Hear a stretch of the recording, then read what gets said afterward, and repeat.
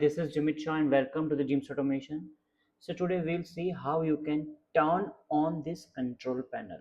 Okay, so this cable is to turn on this. In previous class we have understood the parameters, the parts, why we have connected and where these are connected. Okay, so here now if I want to turn on this control panel, okay, so this is the cable. Okay, so here if you can see, this is line, neutral and earthing, which is connected on first, second and third, red, black and this green and yellow for earthing.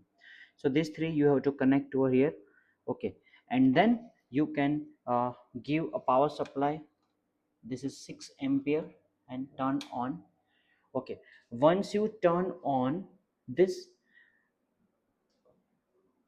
can you see nothing is turned on? No HMI, no PLC or no temperature controller. Okay, so here if you can see, my SMPS green light is on. Okay, that means my line having 2 and 230 voltage over here. Okay, so this will convert into 24 volt. Okay, this is SMPS.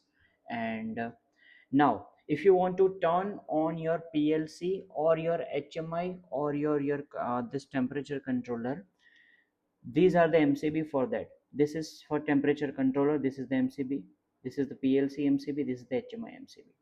Okay, so first if I turn on this temperature controller, can you see this is on? Okay, my PLC and HMI is not on yet. Okay, so I don't want temperature controller as of now. Okay, then you can simply turn off.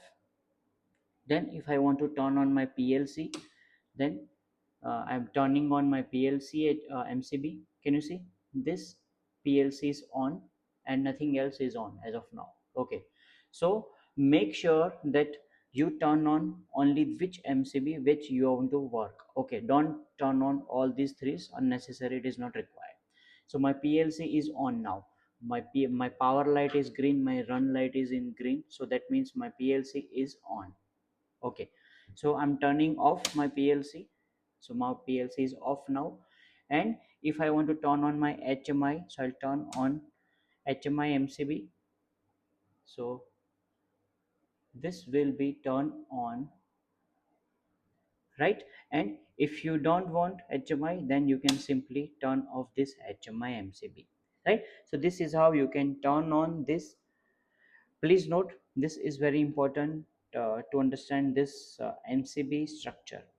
So that's it for today. We'll see how you can program this PLC in our upcoming classes.